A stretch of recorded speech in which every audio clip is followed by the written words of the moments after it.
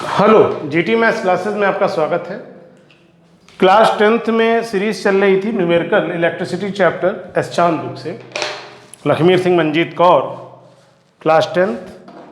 तो आज उसी को कंटिन्यू करते हैं क्योंकि कुछ क्या बहुत सारे क्वेश्चन अभी बचे हुए हैं, तो उन्हीं में से स्टार्ट करते हैं। ये पेज नंबर 41 है एस चांद न्यू बुक, पेज नंबर 41, और क्वेश्चन नंबर स्टार्ट होगा 32 से। इसी के अकॉर्डिंग आगे कंटिन्यू रहेगा।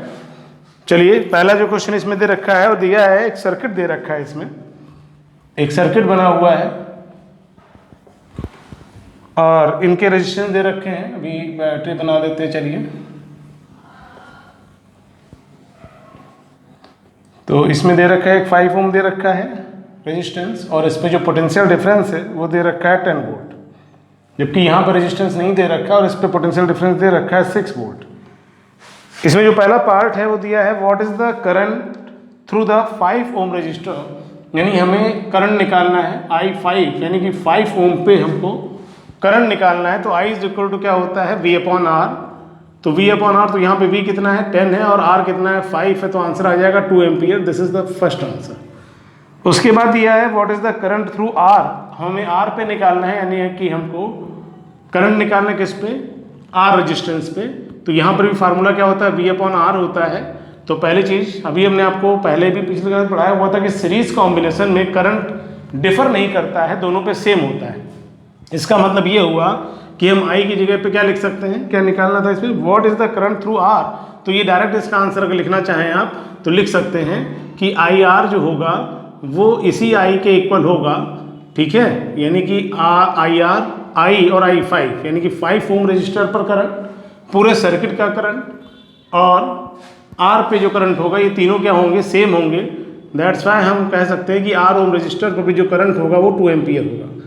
उसके बाद इसमें जो थर्ड पार्ट है लिखा है what is the value of R। तो यहाँ पे अगर R निकालेंगे हम, तो जो फार्मूला हम जानते हैं V बराबर IR, तो इसमें V की जगह कितना लिखना है, 6 लिखना है। I जो हमने बताया यानी 2 एम्पियर, और R हमको मालूम नहीं है, तो R की वैल्यू आ जाएगी 6/2, यानी कि 3 ओम।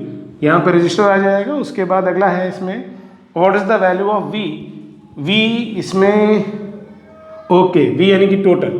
तो टोटल V के लिए क्या हो जाएगा, V1 प्लस V2, दोनों के पोटेंशियल डिफरेंस दे रखे हैं, एक 10 दे रखा है और एक 6 दे रखा है, मिलके आ जाएगा 16 वोल्ट। ये आ गया आपका फर्स्ट क्वेश्चन। उसके बाद इसका क्वेश्चन नंबर 33, इसमें क्या करना है, इसमें भी सर्किट डायग्राम बना हुआ है, बना लेते हैं। सर्किट डायग्राम क्या है, एक सर्किट है जिसमें बैटरी लगी हुई है और की भी है। चलिए पूरा सर्किट बना देते हैं, सर्किट डायग्राम भी थोड़ा सा ध्यान आ जाएगा आपको। अच्छा, एमीटर भी लगा हुआ है। एमीटर में क्या होता है, माइनस प्लस, इधर ये पॉजिटिव डायरेक्शन होता है, ये प्लस होता है, जबकि ये माइनस होता है। और यहाँ पर कुछ रेजिस्टेंस जुड़े हुए हैं पैरेलल में, कितने हैं, 3, 1, 2 और ये 3। इस तरीके से 3 रेजिस्टेंस हैं जो कि इस तरीके से जुड़े हुए हैं। क्या क्या गिवन है इसमें, रेजिस्टेंस दे रखा है, तीनों पे करंट के एरो दे रखे हैं। ये एरो हो गया इनिशियल, जबकि 30 ओम का रेजिस्टेंस ये हो गया, उसके बाद 10 हो गया, उसके बाद 5 हो गया, यानी कि ये 10 ओम है और ये 5 ओम है। देखिए पहला काम तो ये है कि हम जानते हैं कि पोटेंशियल डिफरेंस पैरेलल कॉम्बिनेशन में सेम होता है। तो अगर पैरेलल कॉम्बिनेशन में V सेम होता है, इसमें दिया with the help of diagram derive the formula, वो तो खैर नीड नहीं है। For the circuit shown in the diagram below, निकालना is the value of current through each resistor, यानी सबसे पहले हमें करंट निकालना इंडिविजुअल रजिस्टेंस पे, यानी कि तीनों पे, 5, 10 और 30 ओम पे। तो पहला काम क्या कर लिया, टोटल रजिस्टेंस अगर हमको मालूम हो जाए, टोटल रजिस्टेंस अगर हमको मालूम हो जाए, कुछ और पोटेंशियल डिफरेंस दे रखा है 6 वोल्ट का, ये भी दे रखा है। तो सबसे पहला काम क्या करेंगे कि पैरेलल में भी सेम होता है। अगर पैरेलल में भी सेम होता है तो 6 वोल्ट अगर यहाँ से चलेगा तो यहाँ भी 6 वोल्ट होगा, यहाँ पर भी 6 वोल्ट होगा और यहाँ भी 6 वोल्ट होगा। तो अगर हम करंट निकालते हैं तीनों पे अलग अलग, तो I5, तो ये I is equal to V upon R। V कितना है 6 है और R कितना है 5 है, तो यह आ जाएगा 1.2 एम्पियर। उसके बाद अगर हम निकालते हैं 6 ओम पे, तो I6 ये हो जाएगा V अपॉन R। तो V यहाँ पे कितना है, सेम रहेगा 6, और R यहाँ पे कितना है 6, तो यह आ जाएगा 1 एम्पियर। जबकि अगर हम 30 ओम पे निकालें, सॉरी 6 लिखा मैंने इसको, 6 की बजाय चूँकि हम रेजिस्टेंस यहाँ पे लिखते हैं बार बार, तो 10 लिख दिया यहाँ और यहाँ पर 30 लिख दिया। तो V/R, तो V की जगह पे 6 और R की जगह पे 30, तो ये 1/5 यानी कि 0.2 एम्पियर। तो ये तो इंडिविजुअल करंट हो गया। अगर हमें टोटल करंट की नीड होती तो हम इन तीनों को प्लस कर देते हैं। हाँ, अगला जो पार्ट है उसमें टोटल करंट पूछा गया है, तो इसका मतलब इन तीनों को हम क्या कर दें, ऐड कर दें। अगर इन तीनों को ऐड करेंगे तो आंसर आ जाएगा 1.2 + 1 + 0.2, दिस इज 2.4 एम्पियर। ये टोटल करंट आ जाएगा। उसके बाद क्या निकालना है इसमें, total resistance in the circuit. तो पैरेलल कॉम्बिनेशन में we know that 1/R = 1/R1 + 1/R2 + 1/R3। तो अगर इसमें वैल्यू लिख ली जाए तो क्या आ जाएगा, R नोन नहीं, जबकि R1 दे रखा है 5, R1 दे रखा है 5, R2 दे रखा है 10 और R3 दे रखा है 30। एलसीएम 30 आ जाएगा। तो यहाँ पर 6 आ जाएगा, यहाँ पे 3 आ जाएगा, यहाँ पे 1 आ जाएगा। तो यहाँ पे जाएगा 10/30, दिस इज, अगर निकालें तो ये R आ जाएगा 3 ओम का रजिस्टर होगा इसका रिजल्टेंट। तो ये हो गया। इसके बाद क्वेश्चन नंबर 20, कहाँ आ गए हम, अच्छा कुछ अलग था। हाँ, ये भी खैर काम वही करना था, ये एक चीज़ इसमें अलग आ गई। Value of current through E register निकल आई, टोटल करंट निकल आया, उसके बाद टोटल इफेक्टिव रेजिस्टेंस हम यही निकालना था। ठीक है, सही है फिर तो।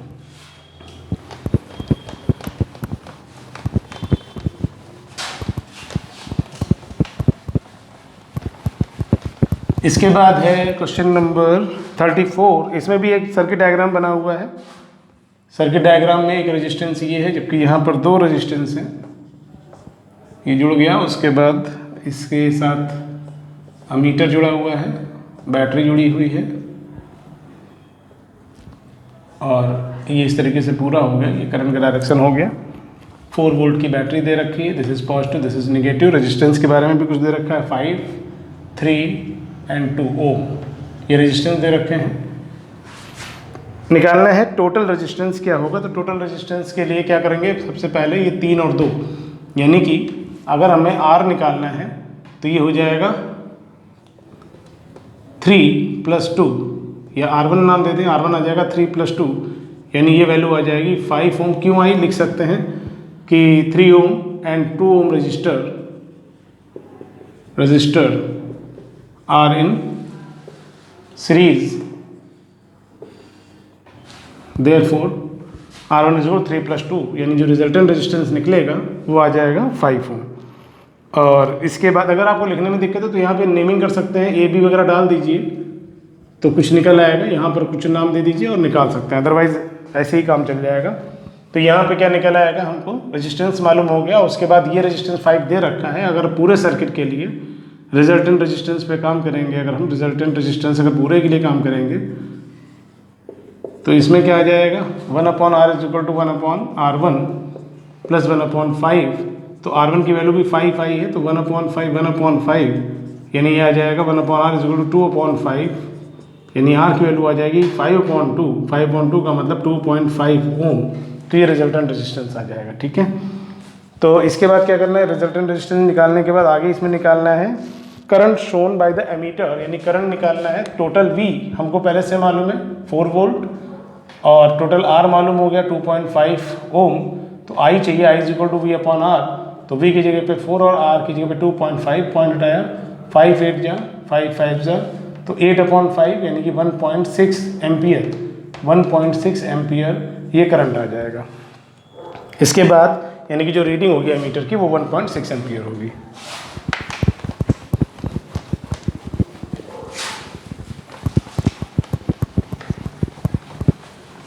इसके बाद हम लोग आते हैं, अगला क्वेश्चन दे रखा है, थोड़ा सा इंपॉर्टेंट भी है क्वेश्चन, ये कई बार पूछा गया है, स्कूल टीचर भी पूछते हैं और बोर्ड में भी क्वेश्चन आया हुआ है ये। इसमें फिगर पहले बना लेते हैं। फिगर क्या है, फिगर इसमें एक यहाँ पर एमीटर दिखाया गया है और फिर बैटरी दिखाई गई है। उसके बाद 3 रेजिस्टेंस दिखाए गए हैं, 1 2 और 3। तीसरे रेजिस्टेंस के बाद एक यहाँ पर की लगा रखी गई है। अब इसके लिए कहा क्या जाएगा, तो यहाँ पर करंट का डायरेक्शन क्या होता है, पॉजिटिव टू नेगेटिव बना दिया हमने। यहाँ पर जब आएगा तो डिवाइड हो जाएगा, यहाँ जाएगा, यहाँ आएगा, यहाँ आके फिर यहाँ जाएगा और यहाँ आएगा, इस तरीके से सिस्टम चलता रहेगा।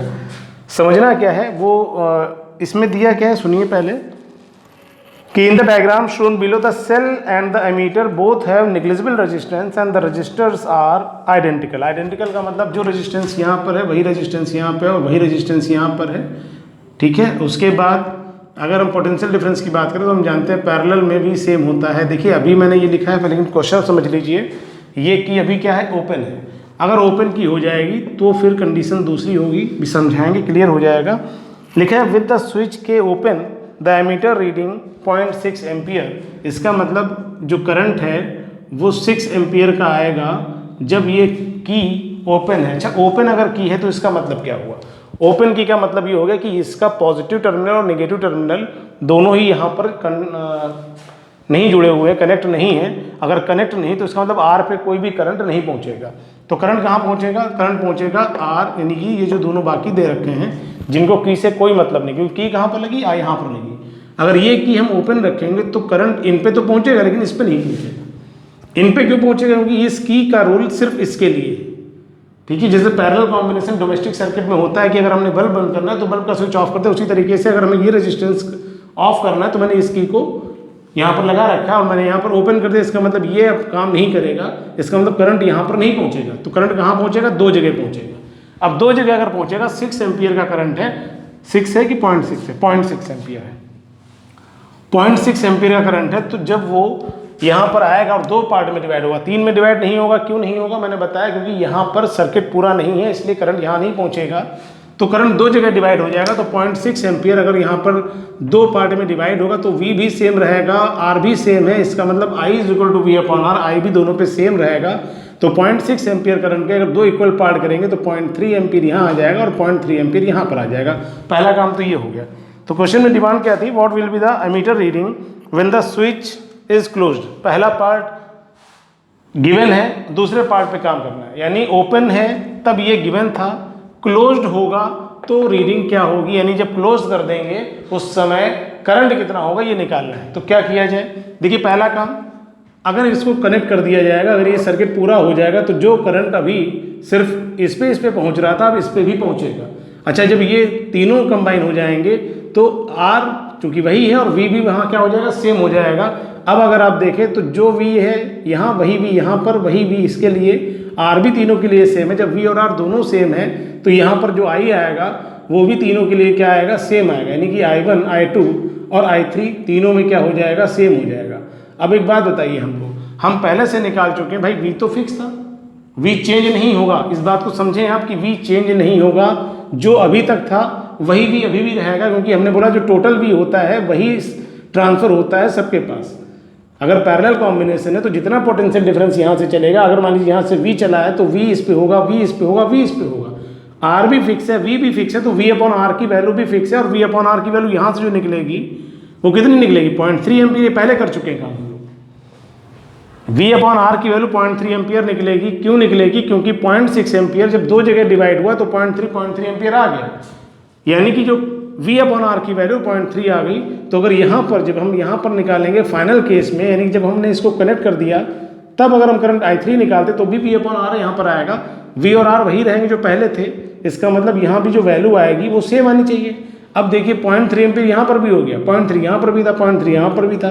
तो जो टोटल करंट आएगा, यानी कि अब जो रीडिंग आएगी, अब जो करंट आया, टोटल जो करंट हो जाएगा वो I1 + I2 + I3 हो जाएगा। तो जब तीनों को प्लस करेंगे तो 0.3 और 0.3 मिलकर कितना आ जाएगा, 0.9 एम्पियर। क्वेश्चन को फिर से एक बार सुन लीजिए कि जिस समय सर्किट ओपन था उस समय करंट सिर्फ इन दो पे आएगा। V की वैल्यू अगर 5 वोल्ट है तो 5 वोल्ट तब भी है जब ओपन सर्किट था, 5 वोल्ट तब भी है जब क्लोज सर्किट होगा, क्योंकि पैरेलल कॉम्बिनेशन में V चेंज नहीं होगा। तो जब हमने V चेंज नहीं होगा और R की वैल्यू मान लीजिए हमने लिख दिया यहाँ पे 10, तो R भी फिक्स है, V भी फिक्स है। तो जब R भी दोनों ही फिक्स है तो ऐसे में V/R की वैल्यू भी फिक्स हो जाएगी। अब क्या किया गया, सर्किट को पूरा कर लिया गया। तो जब यहाँ से I निकालेंगे तो चूंकि VR वही है तो करंट यहाँ पे क्या आएगा, V/R, और V/R की वैल्यू क्या होनी चाहिए, 0.3। तो हमने यहाँ पे लिख दिया इस तरीके से, जो हमारा I3 निकला वही 0.3 एम्पियर आ गया। तो जो एमीटर की रीडिंग होगी वो कितनी हो जाएगी, जो टोटल करंट होगा जब क्लोज सर्किट कर देंगे, कितना 0.3 3 बार ऐड करेंगे तो आ जाएगा 0.9 एम्पियर। यही आंसर होगा इसका।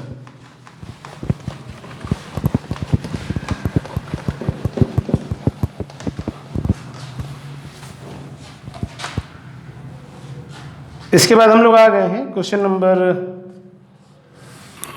कुछ मल्टीपल चॉइस क्वेश्चन दिए हैं, मुझे लगता नहीं इसकी करने की नीड है, अपने आप करेंगे, नीड होगी तो बता दिया जाएगा, कमेंट में डालिएगा तो बता देंगे उसको। अभी हम आ रहे हैं जो हॉट्स, कुछ क्वेश्चन में हॉट्स में दे रखे हैं, क्या दिए हुए हैं, show with the help of diagram how you would connect 3 resistors each of resistance 6 ohm so that the combination has resistance of 9 ohm and 4 ohm। पहला काम, कितने रेजिस्टेंस है, 3 रजिस्टर है और उनको हमें कनेक्ट करना है। कैसे कनेक्ट करना ये नहीं दे रखा है, बट R1, R2 और R3 इन तीनों की वैल्यू सेम है और कितनी कितनी दे रखी है, 6 ओम दे रखी है। 3 रजिस्टर है और तीनों का जो रेजिस्टेंस है 6 ओम है, आइडेंटिकल है, so that combination has resistance of 9 ओम। पहले केस में जो R की वैल्यू निकलनी है वो 9 निकलनी है। अब हम एक बात आपको मतलब आप क्या बताएं, चलिए मैं ही बताता हूँ कि R यहाँ पर 9 है, जो रिजल्टेंट रेजिस्टेंस 9 है, जो कि किससे बड़ा है, 6 ओम से बड़ा है। हमने आपको बताया था कि पैरेलल कॉम्बिनेशन में जो रिजल्टेंट होगा वो इंडिविजुअल रेजिस्टेंस से हमेशा कम होना चाहिए, जबकि यहां पर 9 दे रखा है, इसका मतलब इस रेजिस्टेंस से इसकी वैल्यू क्या है, ज्यादा है। इसका मतलब ये तो क्लियर हो गया कि इन तीनों को तो पैरेलल में नहीं जोड़ा जा सकता। अगर तीनों को पैरेलल में जोड़ा गया होता तो आंसर 6 से कम आना चाहिए था। अब क्या हुआ, अगर 2 को हम सीरीज में ऐड करते तो 6 6 12 हो जाएगा और 12 से वैल्यू क्या है इसकी, कम है। अगर 12 से कम है, इसका मतलब ये हो गया कि 2 रेजिस्टेंस सीरीज में नहीं हो सकते हैं। तो क्या 2 पैरेलल में हो सकते हैं? देखिए, तीनों पैरेलल में नहीं हो सकते हैं, 2 सीरीज में नहीं हो सकते हैं, तो एक ही चॉइस बची हमारे पास। देखिए सिस्टम समझिए, या तो तीनों पैरेलल या तीनों सीरीज या 2 पैरेलल, एक सीरीज या 2 सीरीज और एक पैरेलल, या इसके साथ पूरे के साथ ले लीजिए, ऐसे बना दीजिए, 2 सीरीज एक पैरेलल। ये केस पॉसिबल है। तो ये हो नहीं सकता क्योंकि यहां पर जो R आना चाहिए वो लेस देन 6 आना चाहिए, जो कि नहीं है। यहां पे R ग्रेटर देन क्या होना चाहिए, ग्रेटर देन और इक्वल टू, या इक्वल टू लिख सकते हैं। क्या आएगा, R1 plus R2 plus R3, यानी कि 18 के इक्वल आनी चाहिए, जो कि नहीं है। यहाँ पर कितना आएगा, यहाँ पर करने से पहले ये कर लीजिए, इन दोनों को ऐड करेंगे कितना आएगा, 6 6 12 में ये ऐड करेंगे 6, तो कितना आ जाएगा आंसर। हमने बोला इंडिविजुअल रेजिस्टेंस से कम आना चाहिए आंसर, तो अगर यहाँ पर ऐड करेंगे तो हमने कहा कि 6 6 से मिलकर कितना हो जाएगा, 12 ओम और 6 ओम, इनका कॉम्बिनेशन जब निकालेंगे तो 6 से कम आएगा आंसर, जबकि ये क्या है, 6 से ज़्यादा है। इसका मतलब ये भी नहीं हो सकता। तो होगा कौन सा, शायद ये हो सकता है। कैसे, अगर हम 1/6 को ऐड करेंगे तो ये मान लीजिए निकल आया 1/R1, तो यहाँ आ जाएगा 2/6, यानी 1/3, यानी R1 की वैल्यू कितनी आ गई, R1 की वैल्यू यहाँ पर 3 आ गई, और जो दूसरा आ रही है 6 दे रखा है। अगर हम टोटल R निकालेंगे तो R1 प्लस 6 यानी कि 3 प्लस 6 यानी कि 9 हो। ठीक है, इसका मतलब क्या हुआ कि 2 पैरेलल होंगे और एक सीरीज होगा। क्लियर हुआ? पहला क्वेश्चन था इस टाइप का, तो मैंने इसको इतना क्लियर किया आपको, लेकिन इतनी नीड नहीं है इसमें करने के लिए। और अगला क्वेश्चन दे रखा है, अच्छा इसी में अगला पार्ट है कि 4 ओम रिजल्टेंट, 9 वाले पे काम कर लिया, अब 4 वाले पे काम करना है। अब 4 का मतलब 6 से कम हो गया, तो शायद इनको अगर पैरेलल में जोड़ा जाए तो आंसर आ जाए। क्यों? क्योंकि हमने बोला था कि जो पैरेलल में रिजल्ट आता है वो उन तीनों ही रेजिस्टेंस से, इंडिविजुअल रेजिस्टेंस से जो वैल्यू आनी चाहिए वो कम आनी चाहिए। तो यहाँ पे हो जाएगा 1/6, 1/6, 1/6। अगर यहाँ पर करेंगे तो ये 3/6 आ गया, यानी कि 1/2, यानी हमारा आंसर नहीं आया। तो प्रॉब्लम कहाँ पर है, 4 कैसे आएगा? तो जो मैं काम एक बार कर रहा था कि 2 सीरीज में और एक पैरेलल अगर कर दिया जाए तो शायद आ जाए। कैसे, इन दोनों को ऐड किया 6 6 1/6 कितना आ जाएगा, सॉरी सीरीज में ही, तो 6 + 6 12 आ जाएगा, और ये 6 है पैरेलल में, तो यानी कि 6 6 12। अगर हम R1 निकालें तो यह आ जाएगा 6 + 6 यानी कि 12 ओम, जबकि अगर रिजल्टेंट निकालते हैं पूरे के लिए तो 1/R = 1/12 + 1/6, एलसीएम 12 आ जाएगा, 12 × 1 और 6 2 जा, तो ये आ जाएगा 1/R = 3/12। 3/12 का मतलब होता है 1/4, और अगर 1/R 1/4 है तो R की वैल्यू कितनी आ जाएगी 4 ओम। इसका मतलब जब हमने पहले किया था तो 2 पैरेलल थे, एक सीरीज में था तो आंसर आया था 9, और जब 2 सीरीज में है एक पैरेलल में है तो आंसर आएगा 4 ओम।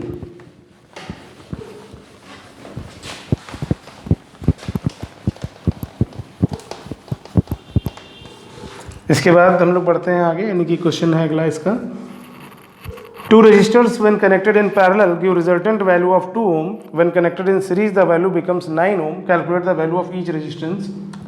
Important है क्वेश्चन ये। क्या दिया हुआ है, 2 रेजिस्टेंस हैं, एक रेजिस्टेंस को R1 मान लिया और एक रेजिस्टेंस को हमने R2 मान लिया। R1 मालूम नहीं है और R2 हमको नहीं मालूम है, डायरेक्ट इंडिविजुअल नहीं मालूम है, लेकिन इनका रिलेशन कुछ मालूम है। कैसे मालूम है, इसमें दिया 2 resistors when connected in parallel, तो पैरेलल में हम जानते हैं 1/R = 1/R1 + 1/R2, तो इन दोनों रेजिस्टेंसेस का जो पैरेलल कॉम्बिनेशन है उसकी वैल्यू दे रखी है 2, यानी R की जगह पे 2 लिख सकते हैं, तो 1/2 = 1/R1 + 1/R2। अगर एलसीएम लेना है इसमें तो R1 R2 आ जाएगा, तो ऊपर आ जाएगा R2 + R1 = 1/2। ठीक है। इसके बाद आगे दिया हुआ है कि अगर इनको सीरीज में जोड़ते हैं तो रेजिस्टेंस जो होता है वो 9 ओम आता है। तो सीरीज कॉम्बिनेशन, ये तो पैरेलल के लिए था, पैरेलल कॉम्बिनेशन के लिए, और अगर सीरीज कॉम्बिनेशन पे काम करेंगे, सीरीज कॉम्बिनेशन में क्या हो जाएगा, R' = R1 + R2, तो यहाँ पे R' की वैल्यू दे रखी है, कितनी दे रखी है 9 ओम दे रखी है, और यहाँ पर R1 R2 हमको नहीं दे रखा है, तो एक ही रिलेशन आ गया। ये फर्स्ट हो गया, ये सेकंड हो गया। अगर हम R1 + R2 की वैल्यू यहाँ पर लिख दें तो क्या आ जाएगा, फ्रॉम 1 and 2 अगर देखें तो यहाँ पे क्या आ जाएगा, 1/2 = 9/R1 R2, तो R1 R2 की वैल्यू जो आएगी वो आ जाएगी 18। देखिए यहाँ पर R1 R2 मालूम हो गया, R1 + R2 मालूम है, तो क्या हम R1 R2 अलग अलग निकाल सकते हैं? निकाल सकते हैं। कैसे निकलेगा, अगर ये जो R1 R2 का सम दे रखा है कितना 9, तो यहाँ से अगर मान लीजिए हम R2 की वैल्यू निकालें तो 9 - R1 आ जाएगी, और इस वैल्यू को हम, ये जो सेकेंड इक्वेशन है जो कि R1 R2 = कितनी दे रखी है 18, इसमें अगर R2 की जगह पर हम वैल्यू फिल कर दें 9 - R1। देखिए वैसे तो ये क्वेश्चन डायरेक्ट हैं, लेकिन सॉल्विंग देनी पड़ेगी, वरना तो मैं डायरेक्ट आपको ये बताता कि 2 ऐसे नंबर जिनको ऐड करने, जिनको मल्टीप्लाई करने पर 18 आना चाहिए और ऐड करने पर कितना आना चाहिए, 9 आना चाहिए। तो आप कहते हैं 6 और 3, 6 3 = 18 होता है, मल्टीप्लाई करने पर आएगा, और 6 3 ऐड करने पर 9 आता है। लेकिन यहाँ पर रिक्वायर्ड है कि आप कैलकुलेशन करें, यानी कि आपको क्वेश्चन में मार्क्स तभी मिलेंगे जब आप इस पर काम करेंगे। डायरेक्ट आप लिखेंगे तो हो सकता है टीचर कहे कि तो फिर मार्क्स में प्रॉब्लम करेगा वो बंदा। तो यह आ जाएगा R1² - 9R1 + 18 = 0। अब 18 के ऐसे फैक्टर क्वाड्रेटिक इक्वेशन बन जाएगी, तो यहाँ पर क्या लिख सकते हैं, यहाँ पे आ जाएगा 6 + 3R1 + 18, ओपन कर लीजिए तो यह आ जाएगा R1², यहाँ पे आ जाएगा 6R1, यहाँ पे 3R1 माइनस का, और यहाँ पे 18 = 0। अगर कॉमन लेंगे R1 तो ये R1 - 6 आ जाएगा, यहाँ पे 3 कॉमन ले लेंगे तो R1 - 6 आ जाएगा। अब यहाँ से अगर सॉल्व करते हैं तो क्या आ जाएगी वैल्यू, तो R1 - 6 एक ब्रैकेट में और दूसरे ब्रैकेट में आ जाएगा R1 - 3।